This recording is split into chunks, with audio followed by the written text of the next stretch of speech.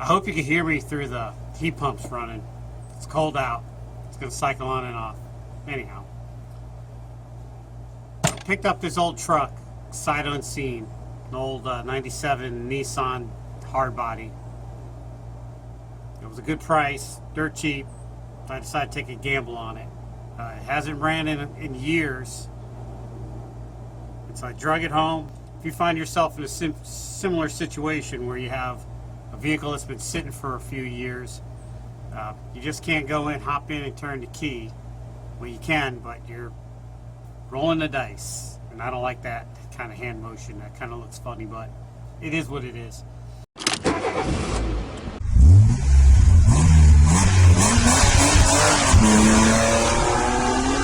There's a few things you should do before you turn the key, and here's what they are. First thing is visual inspection. Make sure you don't see anything out of the ordinary. Make sure all the wires and hoses are there.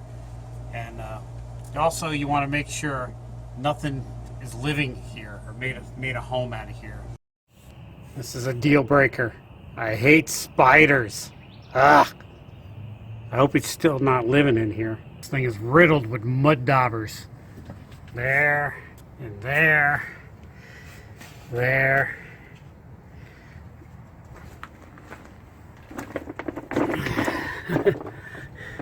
There's some more in there. I don't know if you can see it. More. There. There. There's another one. And you got the traditional wasp nest.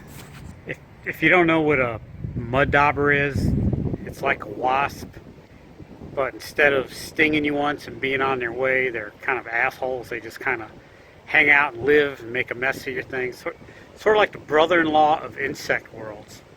Say, hey, I'm not going to sting you, but I'm going to make a house here for a while. Don't mind me. Oh, by the way, you're out of milk. That goes for the inside too. Kind of look around for rodent droppings. You could smell, or at least I can, you can smell rat pee a mile away, or mouse rodent urine a mile away. This doesn't have anything.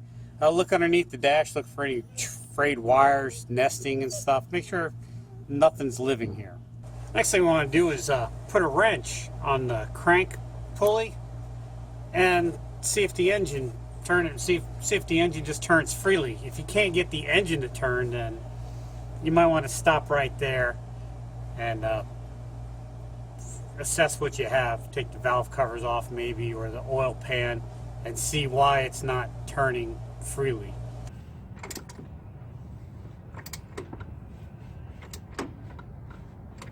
Before you put a fresh battery on or a jumper box, kind of go through the wiring and make sure the grounds aren't corroded, or any of the wires are corroded. I found a bunch of corroded wires on here right away and changed those.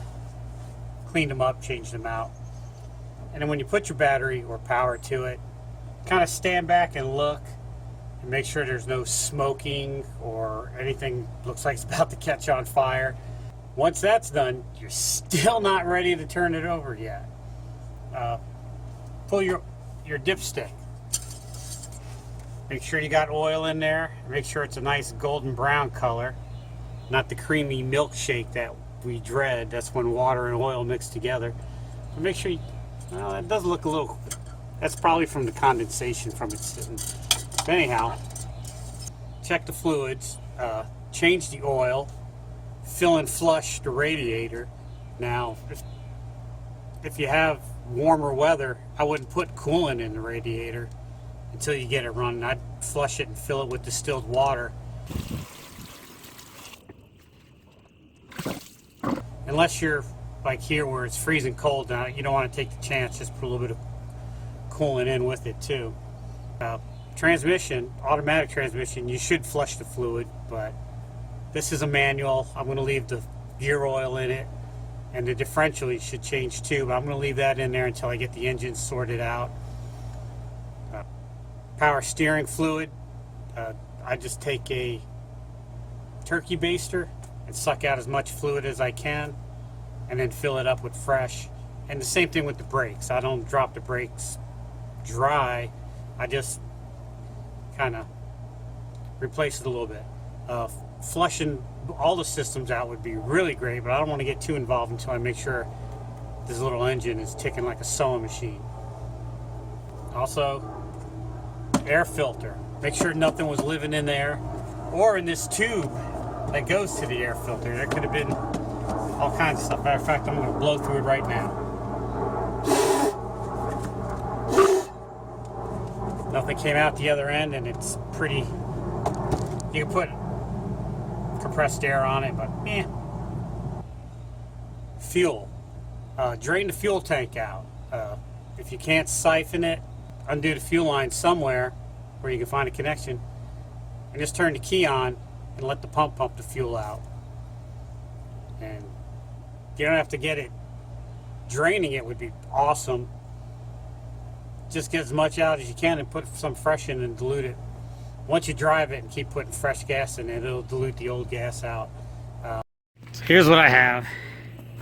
It's a fuel line on that hard line going all the way up there, all the way down here to the gas can. All right.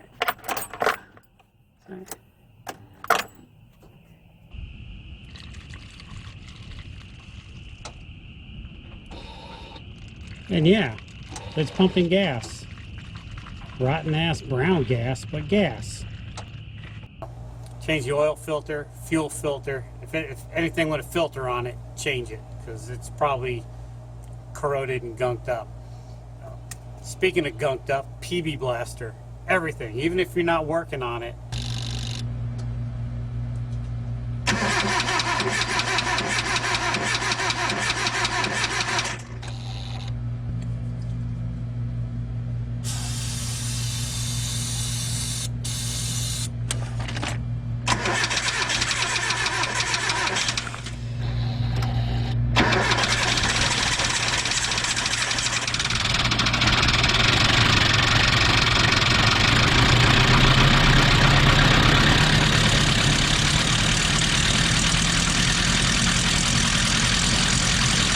If you have any tips or comments or anything I missed, leave a comment down below. I'd appreciate it, and I'm sure everybody else in YouTube land appreciates it.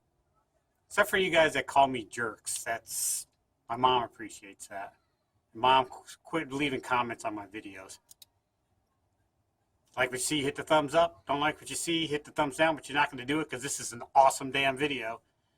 Hit subscribe, which I've already said. Got some time to kill, check out some of my other fine videos, like this one here and this one down here. Got 10 minutes to kill, check out my podcast, 10-Minute Off-Road Podcast. It's a podcast for the off-roader with the short attention span. Whew, that's a mouthful. All right, thanks for watching.